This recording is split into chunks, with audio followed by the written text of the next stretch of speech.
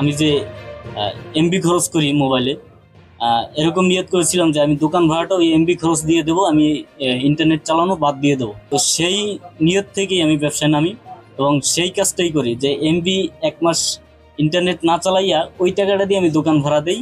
মানে মধু নিয়ে আপনার অনেক লেখাপড়া আছে, তাহলে আসলে যে কোনো পদ্ধতি নাই যার মাধ্যমে মানুষ বুঝতে পারবে যে এটা খাঁটি মধু? হ্যাঁ, পদ্ধতি কয়েকটা আছে। চাষের যে মধুগুলা তার আলাদা একটা ফ্লেভার থাকে, কিন্তু এই যে অরিজিনাল মধু তার ফ্লেভারটা আমরা যখন চেখে দেখেছি ভালো লাগছে। আচ্ছা, এটা তো আমরা নিজেরা চেখে দেখলাম। অনেকে দেখি অনলাইনে বিভিন্ন ধরনের টেস্ট করে দেখায়। তো এরকম কোনো টেস্ট আপনি করেছেন কিনা বা করে দেখাতে পারবেন কিনা? আমি 2020 সাল থেকে মধু সংগ্রহ করি এবং বিক্রি করি। তো আমার যতটুকু অভিজ্ঞতা বিভিন্ন পড়াশোনা বা ট্রেনিং থেকে যতটুকু বা প্র্যাকটিক্যাল যে অভিজ্ঞতা, এতটুকু বুঝছি যে আগুন পরীক্ষা বলেন, পিঁপড়া পরীক্ষা, এরপর পানিতে দিয়ে যে পরীক্ষাটা করে, এরপর কাপড়ের উপরে দিয়ে যে পরীক্ষা করে বা কুকুরে খাওয়াই পরীক্ষা করে, আসলে এগুলোর সাথে বাস্তবতা কোনো মিল নেই।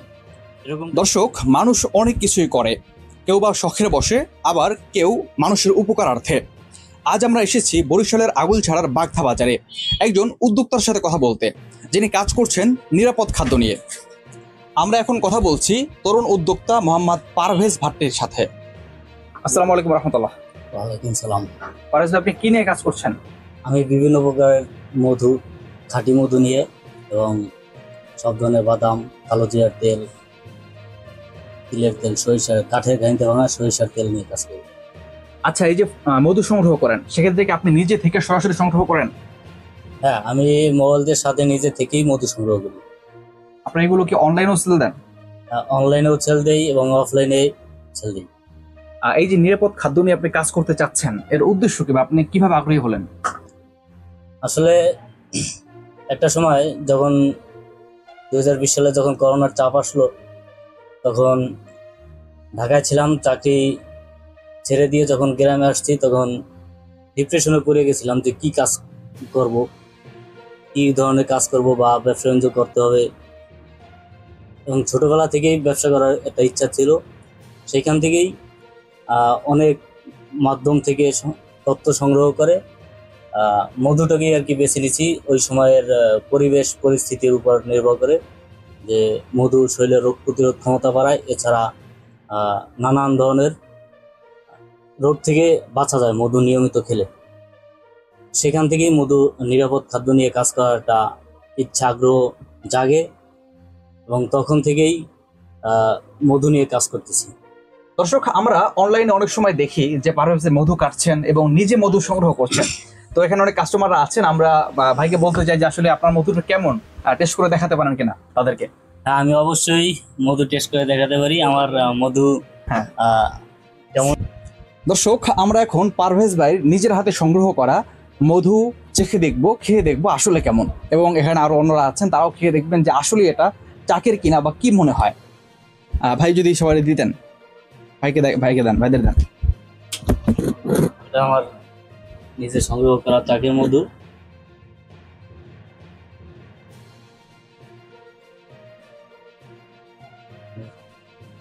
আমিও নিব, আমি একটু নেই। আচ্ছা, বিসমিল্লাহির রহমানির রহিম, বিসমিল্লাহির রহমানির রহিম।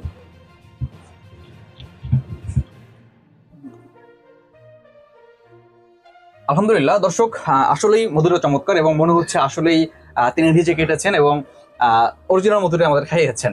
আসলে খাওয়ানোর জন্য কি অরিজিনাল মধুটা দেওয়া, নাকি মানুষকে ভালোটাই দেন? মানুষকেও ভালোটাই দেই।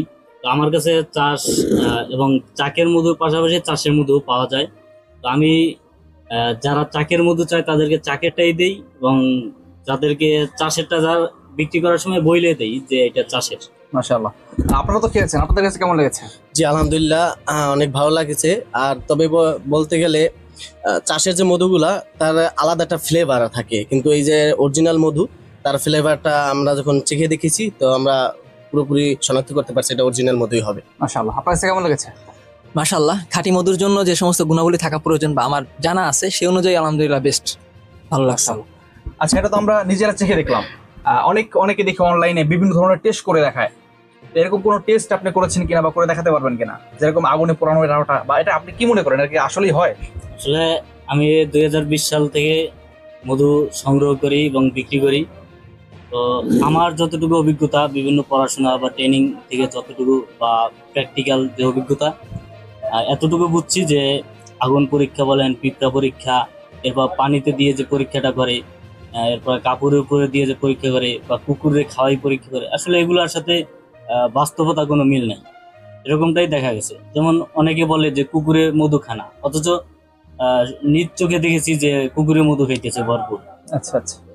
এরপরে বলে যে অরিজিনাল মধু পানির সাথে মিশে না, অথচ নিজে পরীক্ষা করে দেখেছি অরিজিনাল মধুর পানির সাথে মিশে যায়, ভেজাল মধু বরঞ্চ পানির নিচে তাড়াতাড়ি পড়ে যায়, এরকমটা নিজে দেখেছি। আচ্ছা, তো আসলে এই প্রাথমিক যে পরীক্ষা নিরীক্ষা গুলো করে মানুষজন, এটা আসলে যৌক্তিক না আসলে। আচ্ছা, আমি আপনার এখানে অনেকগুলো বই দেখেছি ওখানে, তারপরে এই যে মধু আছে, মানে মধু নিয়ে আপনার অনেক লেখাপড়া আছে। আসলে আপনি কতদূর পর্যন্ত আপনি একাডেমিক লেখাপড়া করেছেন? একাডেমিক পড়াশোনা করেছি জেনারেল লাইনে আর কলেজ লাইফ পর্যন্ত। আচ্ছা আচ্ছা, এসএসসি। মাশাআল্লাহ। তো আপনি তো অনেক কিছু বললেন, অনেক লেখাপড়া করেছেন মধু নিয়েও, মৌমাছি নিয়েও। তাহলে আসলে যে কোনো পদ্ধতি নাই যার মাধ্যমে মানুষ বুঝতে পারবে যে এটা খাঁটি মধু? হ্যাঁ, পদ্ধতি কয়েকটা আছে। তার মধ্যে প্রথম পদ্ধতি হচ্ছে যে যার কাছ থেকে মধু কিনবে সে ব্যক্তিটা কেমন সেটা যাচাই করতে হবে।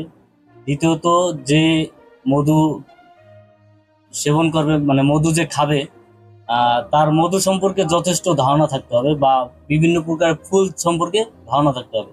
যেমন এই মধুটা লালচে কালো দেখা যায়, আবার ওই পাশে একটা মধু আছে, ওটা লালচে। দেখতে পাচ্ছি। দুটাই চাকের মধু, পার্থক্য অনেকটাই, কালারের পার্থক্য। মানুষ একটা কালারই মনে করে যে সবসময় লাল কালারের মধুটাই ভালো। এবং এখানে দেখা যায় বিভিন্ন প্রজাতির ফুল আছে, বিভিন্ন সবজি থেকে ফুল পাওয়া যায়। এক এক ফুলের ধরন আকৃতি এক এক রকম, সেই হিসাবে ফুলের যে ভিতর থেকে যে মৌমাছিতে নেকটার সংগ্রহ করে, এই নেকটারের কোয়ালিটিও ভিন্ন রকম, স্বাদ, ঘেরান, কালার সবকিছুই ভিন্ন রকম থাকে। আচ্ছা, লাস্ট একটা প্রশ্ন করতে চাই। দেখেন এই যে অনেকগুলো মধু আমরা দেখতে পাচ্ছি, এগুলো নিচে জমে গিয়েছে।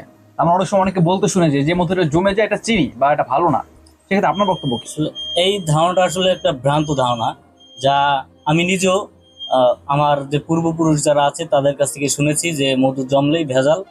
আসলে বাস্তবতা পুরোই ভিন্ন। মধু জমলেই ভেজাল এই কথাটা সম্পূর্ণ ভুল। মধু, খাঁটি মধুও জমে, ভেজাল মধুও জমে। তো সাধারণত মধু জমার পিছনে কয়েকটি কারণ আছে, যেমন বিশেষ করে বাংলাদেশের সরিষা ফুলের মধু সবচেয়ে বেশি জমে, পর্যায়ক্রমে পুরো মধুটাই জমে যায়।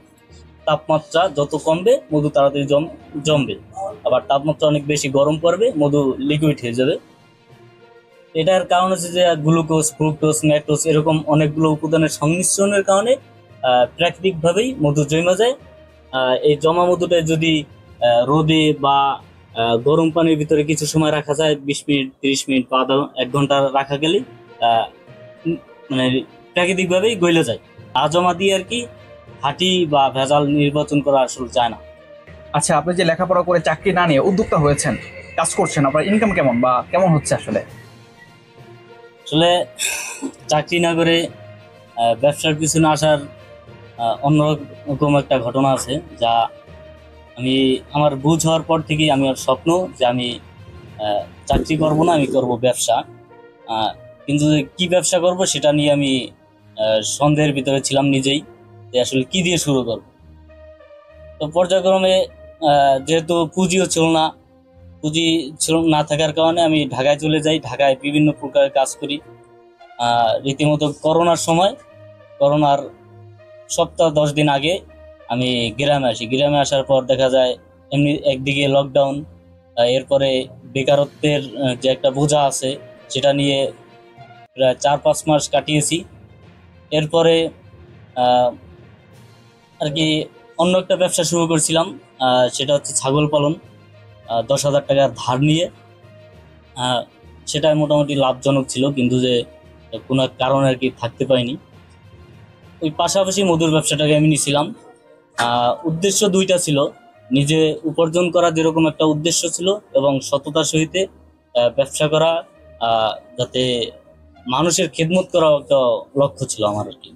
যে আমার ব্যবসার দ্বারা আমি নিজে যেরকম উপকৃত হব, ঠিক আমার পাশাপাশি আমার যে কাস্টমার, আমার যে গ্রাহক যারা আছে, তারাও যাতে উপকৃত হয় সেই ইচ্ছা থেকেই আমি ব্যবসায় আর কি এগিয়ে গেছি। এখন কি অবস্থা আসলে আর্থিক বা অন্যান্য বিষয়ে? তখনের যে ব্যবসার যে শুরুটা ছিল আমার একেবারে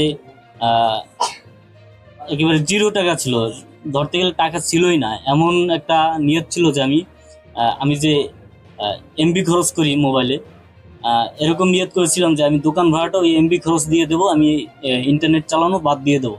তো সেই নিয়ত থেকেই আমি ব্যবসায় নামি এবং সেই কাজটাই করি যে এমবি 1 মাস ইন্টারনেট না চালাইয়া ওই টাকাটা দিয়ে আমি দোকান ভাড়া দেই এবং বাকিতে লেনদেন করি। তখন যেহেতু পুঁজি ছিল না, কি করব, তখন অগ্রিম অর্ডার নিতাম এবং দোকান থেকে বাকিতে মাল কিনে ওই কাস্টমারের হাতে দিয়ে তার কাছ থেকে টাকা নিয়ে আবার দোকানদাররা দিতাম, মাঝে আমি কিছু প্রফিট করতাম। এইভাবেই আমার যাত্রাটা ছিল। এইভাবেই এখন পর্যায়ক্রমে আগের চেয়ে আলহামদুলিল্লাহ ভালো আছে। আলহামদুলিল্লাহ, মোটামুটি সফলতার পথেই যাচ্ছে। হ্যাঁ, আমি সফলতার পথেই আগাচ্ছি। দর্শক, এমবির টাকা দিয়ে দোকান ভাড়া দেওয়া পারভেজ ভাট্টিও কিন্তু এখন সফল এবং আলহামদুলিল্লাহ সফলতার পথে আরো এগিয়ে যাচ্ছেন। অতএব আমরা এটাই বুঝতে পারি, আমরা যদি চেষ্টা করি এবং অদম্য ইচ্ছা থাকে তাহলে আমরাও করতে পারি অনেক কিছু। শুধু চাকরির পেছনে নয়, আমরা উদ্যোক্তা হলে ভালো কিছু করতে পারবো, দেশ এবং সমাজকে আমরা অনেক দূর এগিয়ে নিয়ে যেতে পারবো। আব্দুল্লাহ ভাট্টি, 10 দিক।